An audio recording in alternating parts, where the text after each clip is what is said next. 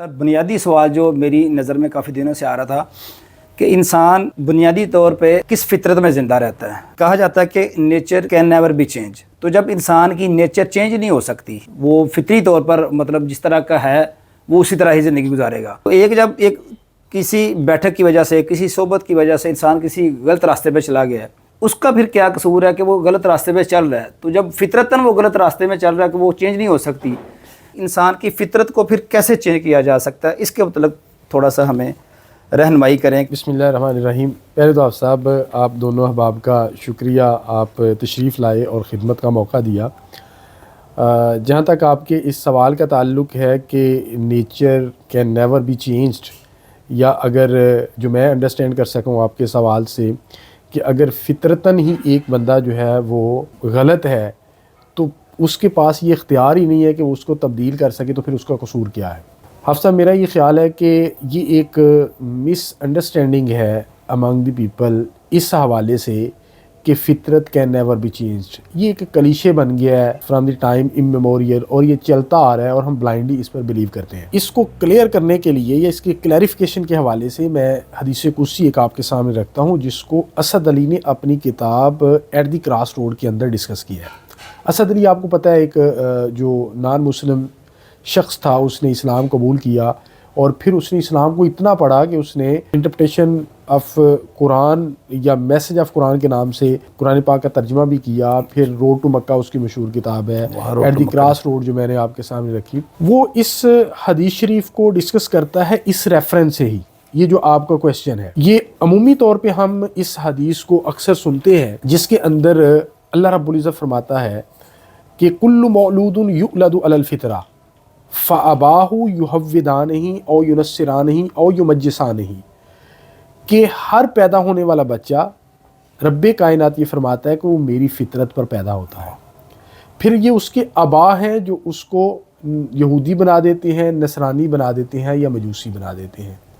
اب اس حدیث قدسی کو ایکسپلین کرتے ہوئے اسد علی صاحب یہ فرماتے ہیں کہ یہ جو اباہو کا لفظ ہے یہ ریسٹرکٹڈ ٹو ابا سے نہیں ہے، یعنی والدین تک ریسٹرکٹڈ نہیں ہے. اس کو کانوٹیٹیولی دیکھا جائے گا، مفہومی طور پہ دیکھا جائے گا. اور یمجسانہ او ینصرانہ او یحودانہ، یہ تین الفاظ کو بھی براڈر پرسپیکٹو میں دیکھا جائے گا.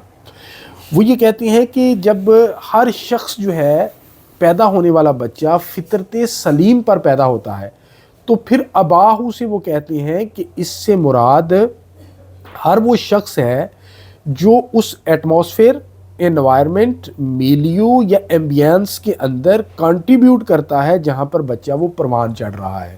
بالکل. اور اگر وہ جو ایٹماسفیئر انہوں نے کریٹ کیا ہے فطرت سلیم پر پیدا ہونے والا یا فطرت رحمان پر پیدا ہونے والا بچہ اگر فطرت شیطان کی پر جا رہا ہے تو یہ مسئلہ اس بچے کا نہیں ہے یا یہ اس کی نیچر کا نہیں ہے، بلکہ it is all about that atmosphere جس کے اندر وہ پروان چڑھ رہا ہے، وہ اس کی میکنگ کر رہا ہے.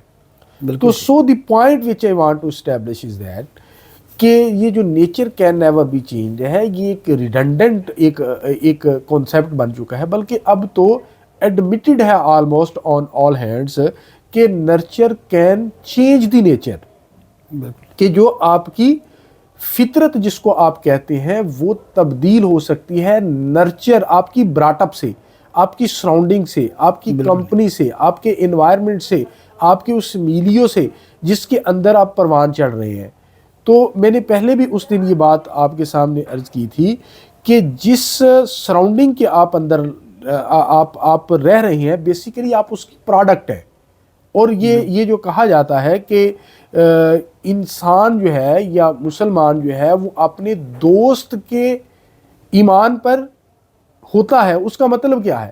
اس کا مطلب یہ ہے کہ امپرسیپٹیبلی آپ بہت ساری چیزیں اپنے دوستوں کی کنسیو کر رہے ہوتے ہیں، پرسیو کر رہے ہوتے ہیں اور ان کو ایکٹ اوپان کر رہے ہوتے ہیں.